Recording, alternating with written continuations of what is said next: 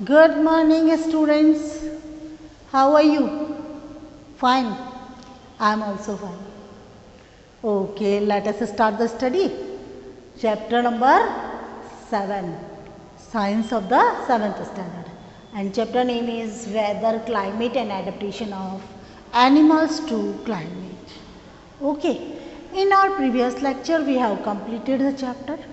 If you have any problem, you can consult me in office. You can come to school and then ask any questions. Okay.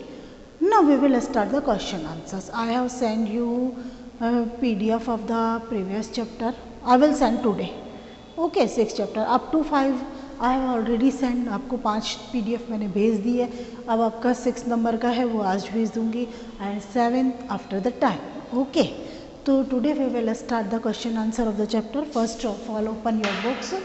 Book open करिए page number 71.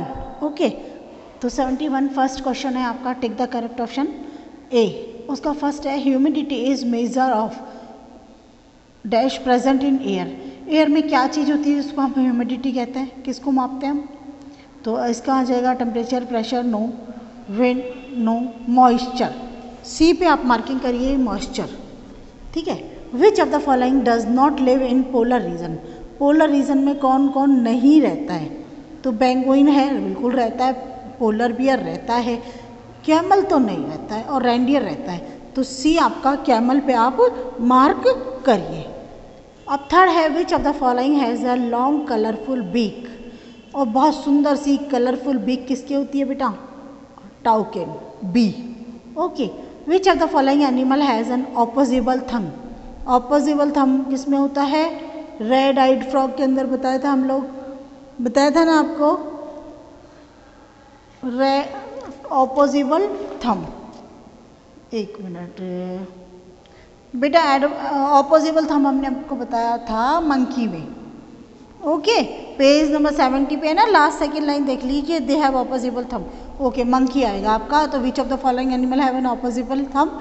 Answer will be monkey. A monkey is found to have silver white mane surrounding the head is called.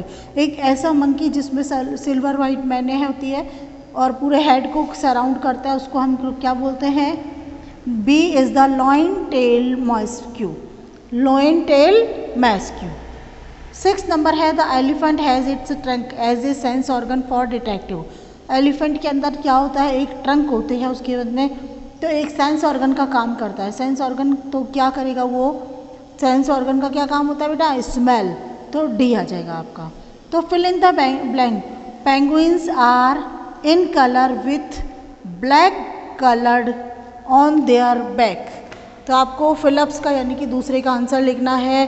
तो क्या आ जाएगा? Penguins are white in colour. क्या आ जाएगा? White in colour. और यहाँ पे आ जाएगा फीदर्स. यहाँ पे सेकेंड में आपका feathers on their back. The dash helps a toucan to reach the fruits. कहाँ तक कौन मदद करता है उसकी फ्रूट तक पहुँचने में? Long beak. Long beak. Third number है आपका मूविंग नहीं, polar bear has the thick layer of fat called dash under the skin. Skin के अंदर क्या होती है? ब्लबर. फोर्थ नंबर पे आइए आप. Moving air is called wind. How many times I have told that moving air is known as the wind. Number 5 the area situated near the north and the south pole of the earth are called polar region. कौन सा area हो जाएगा वो? Polar region. Polar region ही तो होता है आपका.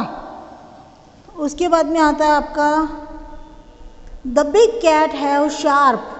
बड़ी बड़ी बिल्लियाँ होती है, उसमें क्या होता है? Sharp to locate their prey from a distance.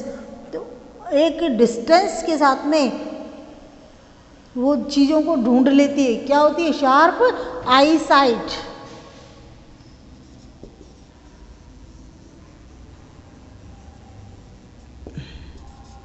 Come to the 7th.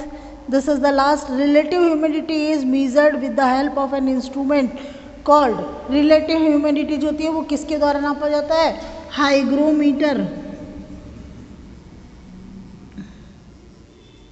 किसके द्वारा मापते हैं? Hygrometer. Now come to the question number सी.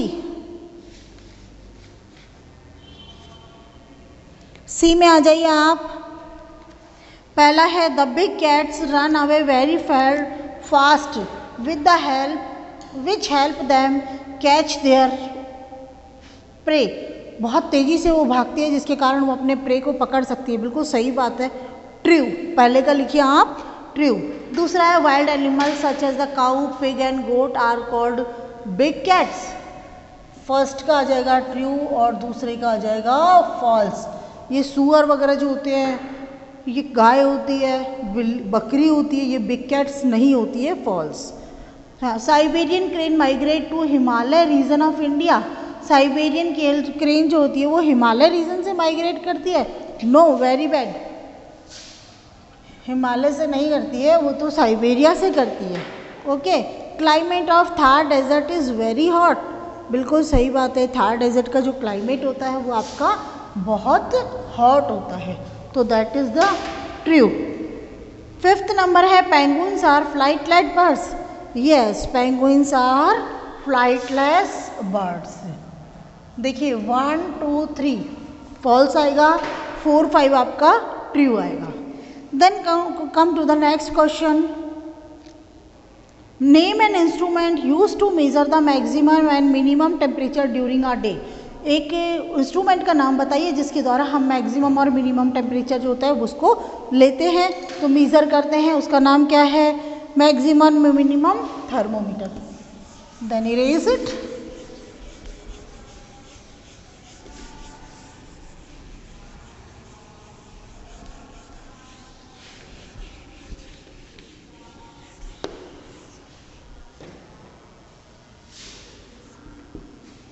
कौन से वाले का है? D, very short. हाँ. Maximum minimum thermometer.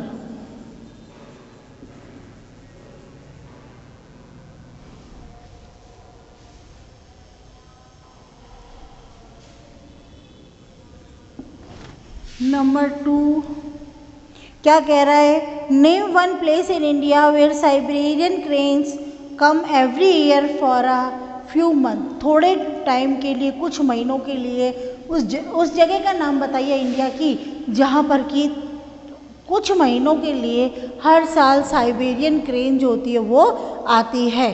तो कौन सा हो जाएगी? Bharatpur in Rajasthan. Bharatpur in Rajasthan. Now third question है आपका. Name an animal having sticky pads on its feet. उसके पैरों पे स्टिकी पैड्स होते हैं. Red eyed frog. Okay. Fourth number देखिए. Measure the instrument.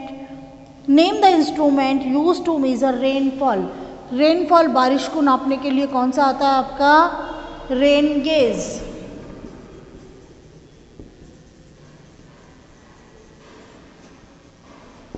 Fifth number पे आइए आप. Name any 2 factors which determine climate.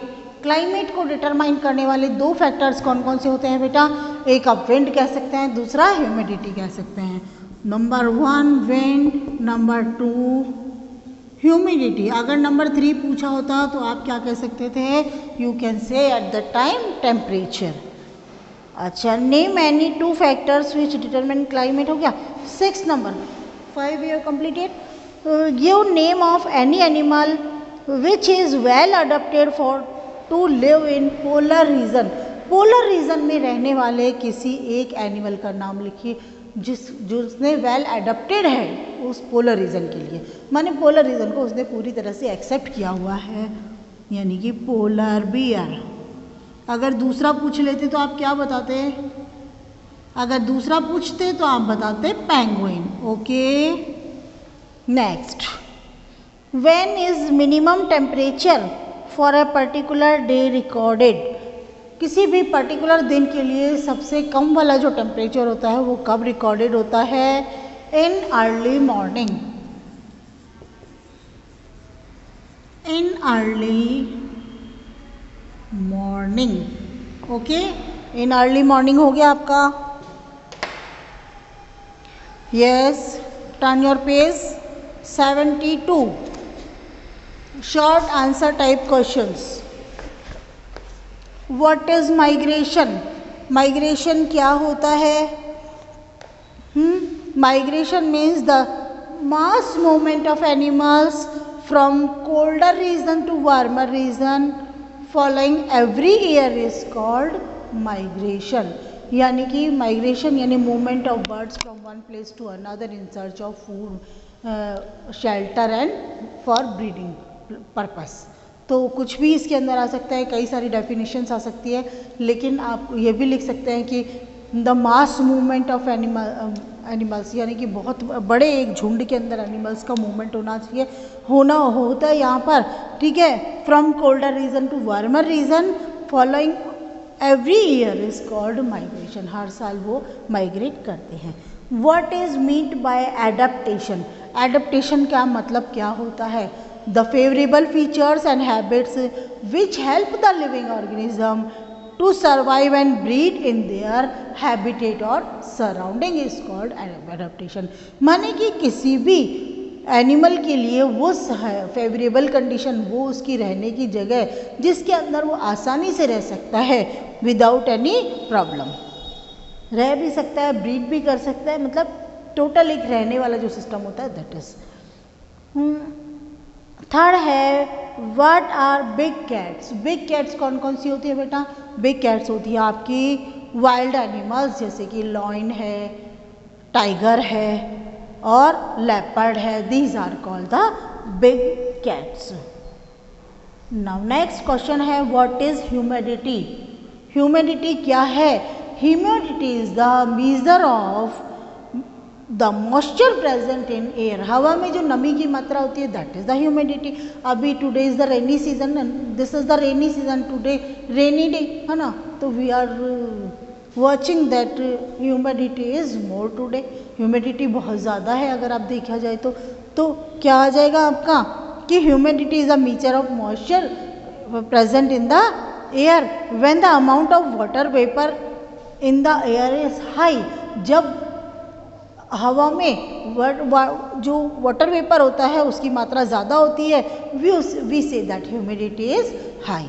Okay, next question है what is meant by weather of a place? किसी भी जगह के वेदर, दो चीज़ बताई थी हमने आपको, one is the weather, other is the climate. तो वेदर के लिए बताया था the atmospheric condition of a particular day. Okay, atmospheric condition of a particular day in at a place with respect to the temperature, humidity, rainfall, speed and direction of wind. Okay, next, how do short ears and tail help a polar bear? जो छोटे छोटे कान होते हैं polar bear के और छोटी छोटी पूंछ होती है वो उसको कैसे सर्वाइव करने देते हैं? तो short ears and tails of the polar bear prevent loss of body heat through these parts. In body part से जो हीट का लॉस होता है उसको कम करता है। देखिए जितना सरफेस एरिया ज़्यादा होगा हीट उतनी आपका एब्जॉर्ब भी उतनी करेगी और लॉस भी उतनी करेगी, ठीक है। तो how is relative humidity expressed? तो रिलेटिव ह्यूमिडिटी को हम कैसे एक्सप्रेस करेंगे? Relative humidity is expressed is a percentage of maximum amount of water vapour the air can hold at a temperature, यानी कि परसेंटेज अमाउंट ऑफ मॉइस्चर। एक relative humidity कौन सा हो गया कि वहाँ पर जो एयर होती है वो एक पर्टिकुलर टेम्परेचर पे कितने अमाउंट के मॉइस्चर को झेल सकती है, तो उसी को हम कहते हैं रिलेटिव ह्यूमिडिटी।